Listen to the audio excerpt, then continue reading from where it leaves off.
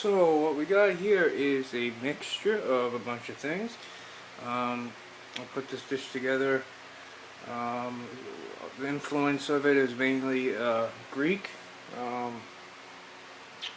can find a lot of these types of combination of ingredients on like the island of Crete. Um, so let's see what we got here, because I've already started a bunch of things. Alright, so got it right here. This is the dish. See it from a distance. And what we got here is this has been cooked for about 25 minutes, 30 minutes, covered on a low heat. And what we got here is we got some light brown rice. Okay. We got some quinoa. We got an interesting ingredient called it's roasted fricka. The explanation of fricka, I think I'll throw in, is sometimes it's spelled F-R-I-K-E-H or farik.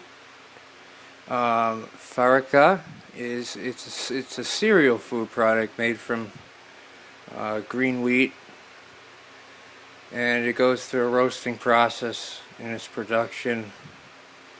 It's an ancient Arabian dish, especially popular in Levantine, Arabian Peninsula, Jordanian and Egyptian cuisine, but also in North Africa, a lot in North Africa and other neighboring cuisines. It's harvested while the grains are yellow, and the seeds are still soft, and then it's piled and sun-dried. Piles are then carefully set on fire, so only the straw and chaff burn, not the seeds. It has a high moisture content of the seeds that prevents them from burning, and it's roasted on a low heat, but it's roasted. It's roasted wheat and undergoes further threshing and sun drying to make the flavor, texture, and color uniform. It's this threshing or rubbing process of the grains that gives this food its name, farik, or rubbed. The seeds are now cracked into smaller pieces so they can look like green bulgur wheat, right? So let me actually give you a quick. I found this over. I got a little bored of just plain rice, whether it be brown or arborio, whether it be some type of sushi rice, short grain rice. So this actually here has the. If you can see, it has the light brown rice. It has the quinoa, and which is very popular. A lot of people eating quinoa today. And fire roasted fricka. So if you look in here, you can see the quinoa, the red, and you can see that the yellowish, a little darker yellowish, that's the fricka.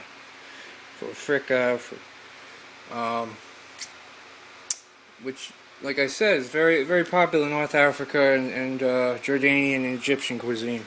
So we got that. Put that back. And that's mainly what this is. I'd say about 50% of it is that blend of brown rice, the quinoa, and fricka. So you're gonna what also goes in this is we got some cranberries. I put about a cup of cranberries. Right, gives it a little bit of tart and a little sweetness to it. Okra. I actually put a link, not a link, but a little description of okra and its origins. Again, African, Arabian. Okra is synonymous with gumbo. So when people make gumbo, they're actually they think they're making a dish of various ingredients, but it's actually just a name for okra. So okra is awesome. Could eat it with anything, basically. So there's about I don't know, about 10 okra in there, 10 to 12 okra. About a pound okra. We got some red onion, so I got a whole red onion. That's about a cup and a half. All right. A lot of vine-ripened tomatoes, and you got to smell these. And if they smell like the earth and they smell very, very potent, that's the tomato you use. So I chopped that up coarsely. What else do we got? We got garbanzo chickpeas. So I like them. Put about a can of those for 16 ounces. And I took the garbanzo and I actually fried it up with a little oil and some cinnamon, and then added that to it along with the red onion. We got Kalamata olive. Kalamata olives are very good. There's a tartness, there's a pungency, there's even a sweetness to it, and it's not overkill. It's an amazing olive to add to most dishes. Got a ton of fresh parsley. Now, the thing with fresh parsley, a lot of people think fresh parsley is like, nothing. It's like clean your teeth with it, after a meal. Like it has no attributes, no flavor. But and off the bat, you smell parsley. It doesn't really smell like anything. But when you cut into the parsley, an amazing aroma. So I suggest, if you make this dish, to throw in that. Okay, a bunch of parsley, chopped finely. And then we got fresh oregano. What I noticed with oregano is the fresh oregano is the dried oregano. A lot of people use over in Greece. They do. They just use a lot of fresh stuff, but they do use dried oregano. I used fresh oregano. There's more of a pungency and freshness. Just it's fresh, it smells fresh. So, and you can use a lot more with fresh oregano compared to the dried. We got fresh mint. We got a julienne chop of fresh mint, and I suggest also, if you take a bunch of mint as a drink to have aside with this, you smash up the mint, throw in some good sugar, turbino is good, and put some seltzer in there, smash it up a little. Awesome. Goes very well with this. It really cuts through a lot of stuff. It's very good. But yes, there's some julienne mint in here. Alright. Now comes the spices. Alright. Gotta have some spices in here. Now, this is to taste, I'd say. I'll just tell you what I put about. Sometimes I do overkill with spices. It depends. Same with herbs. So, what we got here is paprika. Paprika is not just for deviled eggs. Paprika is awesome. I used about a tablespoon and a half to 2 tablespoons of paprika. It's mild, alright? It has a fruity, peppery, bell peppery type of thing going. Cumin. This is, if you notice, the biggest bottle of all these things here. Cumin's awesome. I mean, it almost has, it's a Mediterranean type deal, but it's almost like it has, and yeah, it does. It has an Indian aroma to it. So you can actually either make this type of Greek inspired Crete dish, or you could make even like, you want to make a curry, you can make a curry with that, tandoori, whatever you want to make with that, cumin. But I add a lot, a few tablespoons. Coriander. This is new to me. Like I didn't really use much coriander before. you know, and I've been cooking for some years. Coriander is pretty new to me. Um, it's mild. It's not too pungent. But I add about a tablespoon and a half of coriander. It's mild, but it has I can't say lemony.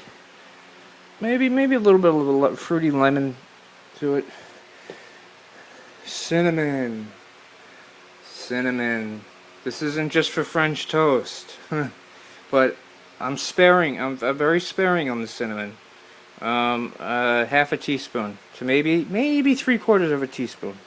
It's strong, and it can become very overbearing to whatever dish. So be sparing with the cinnamon, but don't forget it. And like again, it's not just for French toast. It works really well for this and similar dishes. We got turmeric here. Got some ground turmeric. Gives color. It's very unique. Can't really describe it. Nothing comes to mind. This is Himalaya crystal salt. I like this better. It's people actually use this as a health supplement. They add it to their water, you know, and drink about a glass of water with a little bit of this salt to kind of purify the blood and body. Some say it's the oldest salt on Earth ever. So, well, you know, it's good. And black pepper. Get through this. Black pepper. About, I don't know, about a teaspoon and a half, maybe less. And of course, we want to have our extra virgin olive oil. We don't want to cook this too long. This is more of a finisher, you know. This is more of a finishing for a dish, not something you really cook with much. So I'd suggest some other type of oil, maybe a coconut oil to cook with. And what we're going to do now is we're going to top this with some fresh feta. This is awesome. So we're going to top this with some fresh feta. Okay. Slice this up. It's very soft. It's not too strong. Okay. It's not too expensive either. Okay, let me just top that.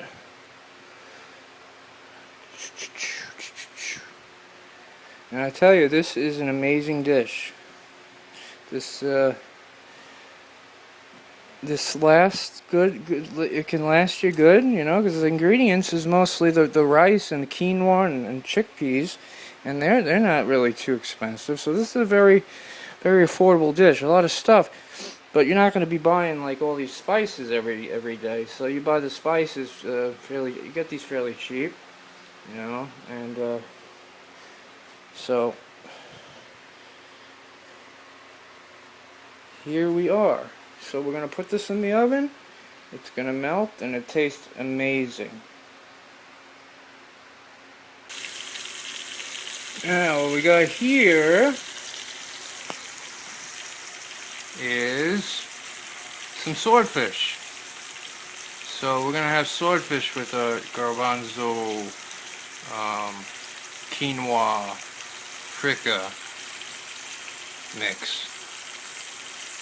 So that's going to be really good, and this actually swordfish was on sale, so it was an awesome deal. Less than $10 for the pound. So might have even went over for about, I don't know, $9.80. So there we have it.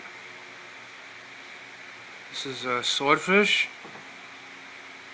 with quinoa, fricka,